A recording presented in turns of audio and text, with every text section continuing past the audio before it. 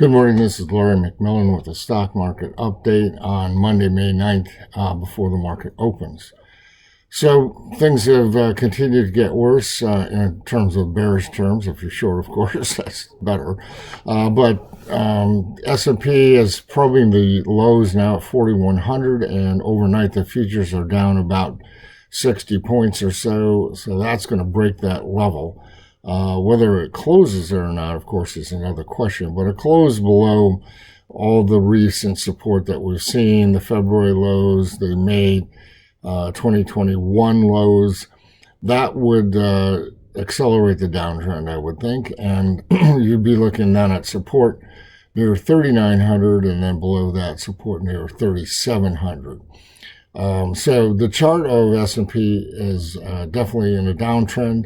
And as long as that's the case, you want to maintain a core bearish position. The equity-only put-call ratios have risen sharply. Both the standard and weighted ratios are now at new highs for the last year, although they're not higher than they were back in 2020 during the pandemic crash.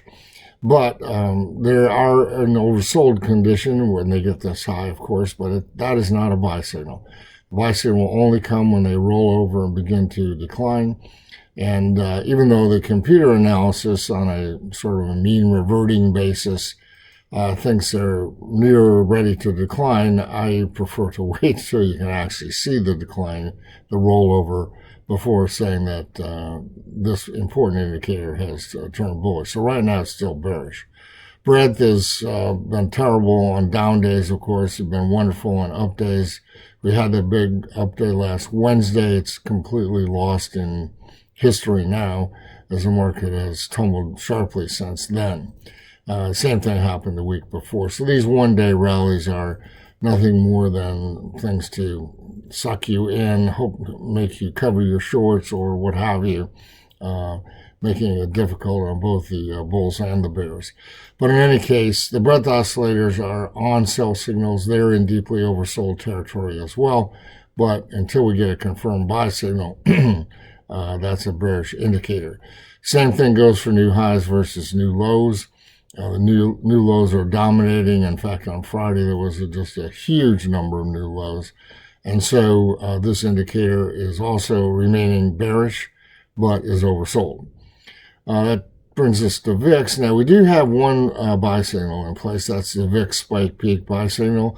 There's actually been about 3 of them now, and none of them have had much effect. We only trade the first one, and we trade it with options, of course, so that risk is limited, but that certainly hasn't been performing too well. So right now, VIX is spiking upwards again, but it hasn't even been able to get above 33.81 on a closing basis, which would stop out that buy signal that exists. So VIX has really been kind of wishy-washy with regard to this market decline.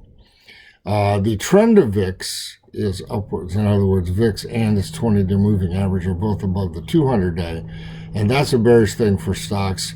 VIX itself would have to drop below 22 to get below that 200-day moving average, and that doesn't seem possible right now. Of course, it will someday, but right now, with VIX up in the mid 30s, anyways, low to mid 30s, it's well above that 22 level. And finally, the construct of volatility derivatives, which is basically the shape of the term structure of the VIX futures, that's beginning to take on a negative slope too. Negative would be bearish for stocks. It's only a mild slope right now, so we're not acting on it yet. But if the front month May futures trade at a price that's more than $1 above the second month June futures, that would be significant, and that would be another bearish signal. So all in all, we have a lot of bearish signals, a few oversold conditions, and just one buy signal.